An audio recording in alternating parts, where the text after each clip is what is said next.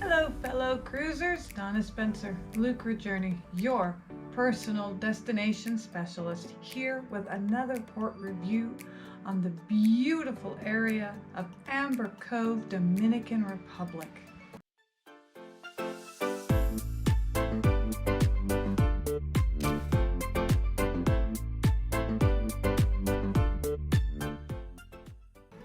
Amber Cove near Port au Plat is officially known as San Felipe Port au Plat. Amber Cove offers a very diverse selection of attractions and activities, everything from your standard water sports to trips into the historical city of Port au Plat for historical sites, museums, landmarks, cultural entertainment, and for the foodie in the group, a number of very nice restaurants and eateries. Standard currency in the Dominican Republic is, believe it or not, the Dominican Republic peso, which at the time of this recording was roughly $1 to almost 2 cents of theirs. Credit cards and debit cards, and major credit cards and debit cards, are accepted in most of the touristy places and almost all the activities in the cruise port itself. However, there are a few small places that don't accept credit cards and debit cards, like the feet cleaning fish station that is just outside of the Aqua Center. There really isn't any bartering to be had in the cruise port itself, even with the straw markets. To get that kind of haggling experience, you're going to have to probably go into the city of Port au Plat or the surrounding areas. The ports and the piers in Amber Cove are paved smooth and flat, with an occasional rise and fall in the land depending on where you're at. But everything is relatively open and easily accessible. It's also about a 5-minute walk between the cruise ship along the pier into the cruise terminal. However, for those of us who like to add a little something extra to our day, or might not be able to make that kind of walk easily, there are these fantastic rickshaw bikes where these young men will just zip you back and forth. They do work for tips though, and tips alone, so feel free to give them a couple bucks because some of them work really hard. When you go to leave the cruise terminal area, there is one guarded gate and there is quite a bit of security. You can see a main road from where the cruise ship, where the cars are zipping along pretty nice, but in order to get to them, there's this one road and you got to go through a security gate with guards and the rest. So it would be my wager that if you're going to try to peruse Port au Plat or the Dominican Republic on your own, you are definitely going to want to have your passport along with you.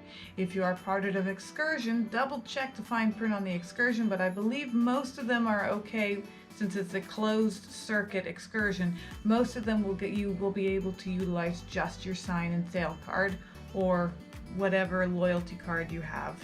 Once outside this main security gate and the cruise port terminal, the terrain becomes extremely mountainous with shrubbery and loose soil. However, you do have the national tree, which is the mahogany tree that just grows everywhere, as well as a wide variety of tropical plants and trees in which to observe. One of the many things the Dominican Republic is very proud of is their wealth of beautiful waterfalls.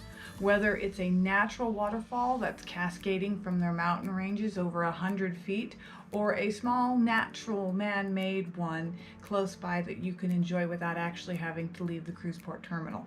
To that effect, the Amber Cove area has created a lovely little nature walk in their cruise port area that you can meander along, that allows you a number of photo opportunities in front of some very beautiful staged waterfalls with a lot of natural not wildlife, but natural foliage around it. Something about that water is just crystal clear and beautiful, and I really enjoyed the little walk. It was a little too people-y for me, but you know, you're going to expect that on a small nature walk in a cruise port terminal.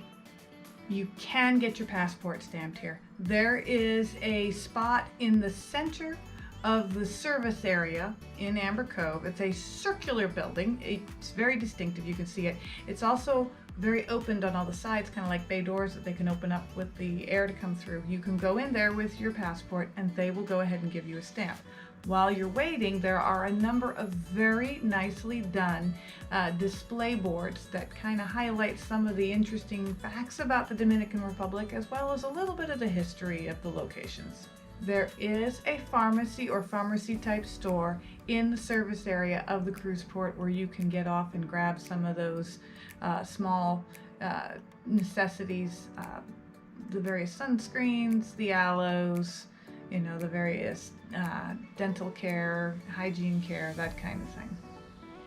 There is access to an ATM, but at the time of our visit, it only dispensed pesos.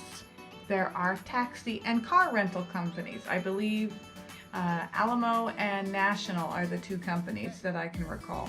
However, like in all these places, make sure that you are 100% clear on the fees, fines, and destinations that you're trying to get to with the taxi services or with the vehicle rental locations. Also keep in mind that even though English is well spoken in a number of the touristy places and the cruise port terminal, the official language of the Dominican Republic is Spanish. There is also Wi-Fi services for about $8 a day. At least that's what it was being advertised as when we visited.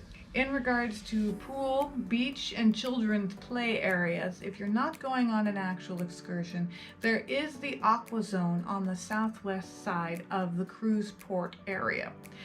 It boasts loungers by the pool, a dueling water slide, a children's splash zone, zip lines, a swim-up bar called the Coco Cana, and you can rent water sports equipment.